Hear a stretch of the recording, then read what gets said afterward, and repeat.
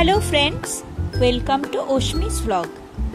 আজকের আমাদের গন্তব্যস্থল হুগলি জেলার অবস্থিত লাহিড়ী বাবা আশ্রম। কলকাতা শহর থেকে মাত্র 50 কিলোমিটার দূরে অবস্থিত এই লাহিড়ী বাবার আশ্রমটি ওয়ান ডে ট্রিপ হিসেবে কিন্তু একটা পারফেক্ট ডেস্টিনেশন।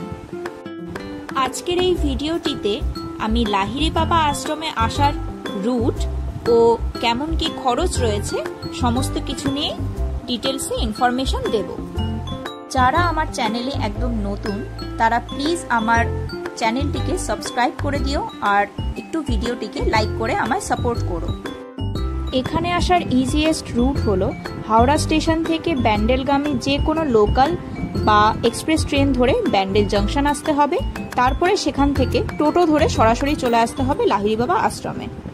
এছাড়াও কেউ শিয়ালদা থেকে যদি আসতে চায় তাকে প্রথমে চলে আসতে হবে নৈহাটি জাংশন, নৈহাটি থেকে নৈহাটি ব্যান্ডেল লোকাল ধরে চলে আসতে হবে ব্যান্ডেল জাংশন, তারপরে সেম রুট। আমরা এখানে বাই রোড এসেছিলাম। এখানে বাই রোড আসতে চাইলে প্রথমে তোমাদের দিল্লি রোড ধরে চলে আসতে হবে ব্যান্ডেল, আর এখানেই পড়বে রাজহাট মোড়। রাজহাট মোড় থেকে ডান হাতে পড়বে ব্যান্ডেল পোলবা রোড, সেই রোড ধরে এগিয়ে যেতে হবে লাহিড়ী বাবার আশ্রমের দিকে।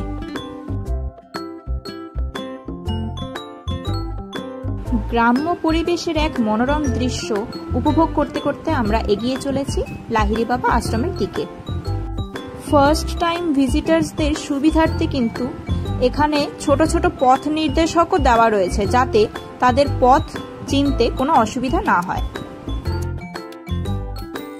আশ্রমে আসার রাস্তাটি একটু গলি মতো হলেও প্লাস বৃষ্টি হচ্ছিল বলে কাদাও ছিল, তবে এখানে কিন্তু 4 হুইলার নিয়ে সুন্দরভাবেই আসা যায়, কোনো অসুবিধা নেই।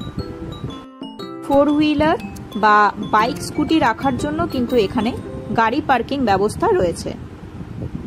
সো ফাইনালি আমরা চলে এসেছি লাহিড়ী বাবা আশ্রম বা আধারালয়তে। এই আশ্রমটি কিন্তু সর্বসাধারণের জন্য খোলা থাকে আর এখানে কোনো প্রবেশ মূল্য নেই। এই আশ্রমটি সকাল 10টা থেকে 12টা অবধি খোলা থাকে, আবার বিকেলে 4টে থেকে 6টা অবধি খোলা থাকে।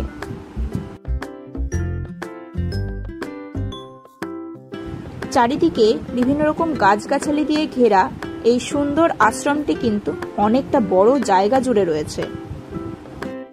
এই আশ্রমটির সৌন্দর্য উপভোগ করতে করতে কখন যে সময় পেরিয়ে যায় তা খেয়ালই থাকে না। আশ্রমের এই বিশাল জায়গা জুড়ে স্থানে স্থানে কিন্তু ছোট ছোট দেবদেবীর সুন্দর মূর্তি ও মন্দির রয়েছে।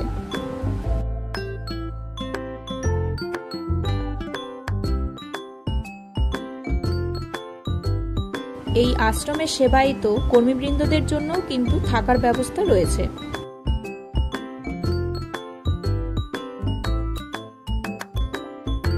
এই আশ্রমে কিন্তু খালি পায়ে প্রবেশ করতে হয়, যার জন্য এখানে জুতো রাখার একটি আলাদা ব্যবস্থাও রয়েছে। আবার চাইলে একদম মূল যে প্রবেশদ্বার রয়েছে তার বাইরেও এরকমভাবে জুতো রাখা যায়।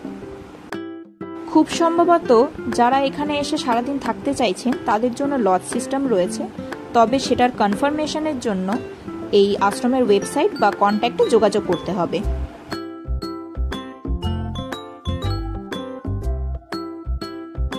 ধীরে ধীরে আমরা এগিয়ে চলেছি লাহিড়ী বাবার মূল মন্দিরের দিকে।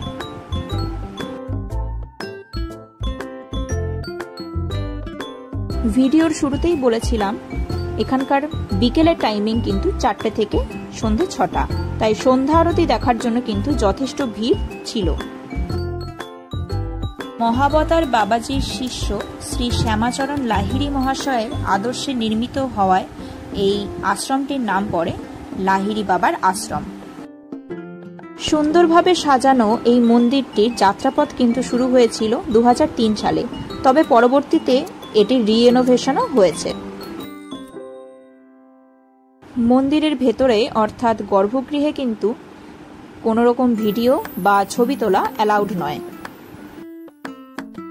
এখানে যেমন আমরা শ্রীরাম, লক্ষ্মণ ও সীতা মায়ের সুন্দর পাথরের মূর্তি দেখতে পাচ্ছি, মূল মন্দিরের ভেতরেও কিন্তু বিভিন্ন দেবদেবীর মূর্তি ও ছবি রয়েছে।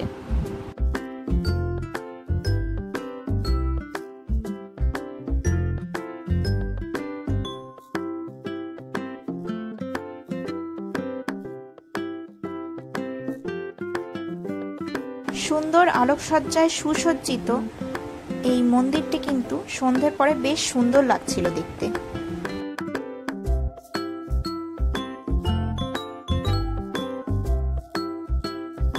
মূল মন্দিরটি যেহেতু 6টার সময় বন্ধ হয়ে যায়, তাই মূল মন্দিরটি প্রথমে দর্শন করে তারপরে আস্তে আস্তে আমরা এগিয়ে চলেছিলাম অন্যান্য দেবদেবীর মন্দির ও মূর্তি দর্শনের জন্য।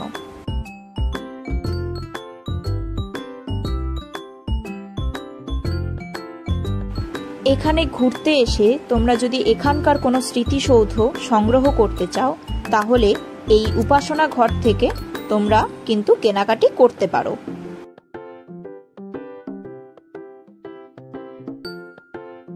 এই আশ্রমের মূল মন্দিরের বাইরে যেসব দেবদেবীর মূর্তি রয়েছে সবগুলোই কিন্তু পাথরের তৈরি। মূলত মন্দির বা আশ্রম হলেও এখানে কিন্তু ভিন্ন ধর্মের মানুষদেরও প্রাধান্য দেওয়া হয়েছে।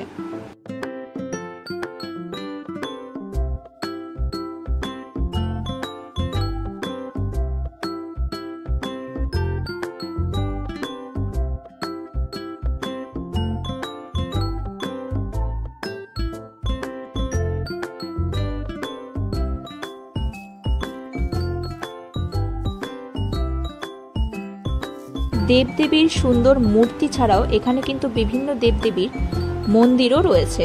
লোকনাথ বাবার মন্দির, নারায়ণ দেবের মন্দির, মহাদেবের মন্দির এবং জগদ্ধাত্রী দেবীর মন্দিরও কিন্তু ভিডিওর ফার্স্টেই তোমরা দেখতে পেয়েছো।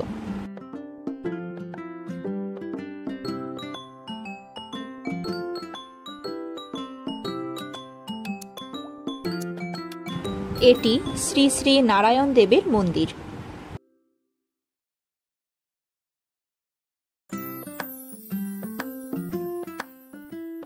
এবারে আমরা এগিয়ে চলেছি মহাদেবের মন্দিরের দিকে।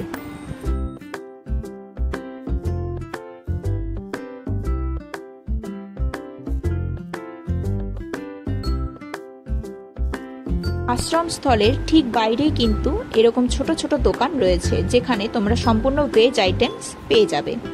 এই আশ্রমের এক অন্যতম নিয়ম কিন্তু সমস্ত সাবালক মহিলাদের এখানে মাথা ঢেকে তথা মাথায় ঘোমটা বা ওড়না দিয়ে প্রবেশ করতে হয়। ভিডিওটি ভালো লেগে থাকলে লাইক কমেন্ট করতে একদম ভুলো না, আর এরকম আপডেটসের জন্য চ্যানেলটিকে সাবস্ক্রাইব করে আমায় সাপোর্ট করো।